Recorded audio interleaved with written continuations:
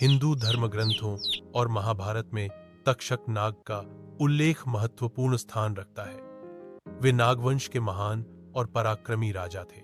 महर्षि कश्यप और उनकी पत्नी कद्रु के वंश से अनेक नाग उत्पन्न हुए। तक्षक नाग अपनी वीरता, क्रोध और मायावी शक्तियों के लिए प्रसिद्ध थे।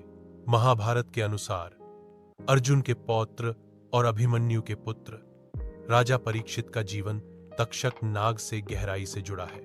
एक बार राजा शिकार के दौरान प्यासे होकर शिशमीक के आश्रम पहुंचे। शिव ध्यान में लीन थे और उन्होंने कोई उत्तर नहीं दिया।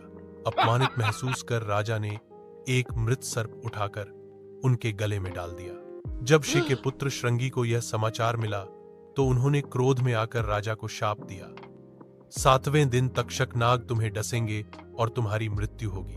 शाप से बचने के लिए राजा परीक्षित ने 7वें दिन लोहे का महल बनवाया और कड़ी सुरक्षा का प्रबंध किया। परंतु तक्षक नाग अत्यंत चतुर और शक्तिशाली थे। उन्होंने ब्राह्मण का वेश धारण किया और छल से राजा तक पहुंच गए। अंततः तक्षक नाग ने उन्हें डस लिया और उनकी मृत्यु हो गई।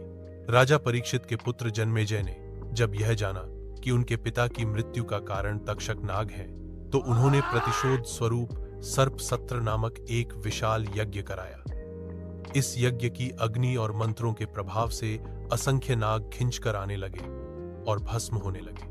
तक्षक नाग को बचाने के लिए इंद्रदेव ने उन्हें अपने आसन में शरण दी, परंतु यज्ञ की शक्ति इतनी प्रबल थी कि इंद्र का आसन भी डोलने लगा। उसी समय आस्तिक ऋषि ने जन्मेजय से यज्ञ रोकने का आग्रह किया। उनकी प्रार्थना स्वीकार कर जन्मेजय ने यज्ञ समाप्त कर दिया। इस प्रकार तक्षक नाग और नाग वंश का विनाश टल गया।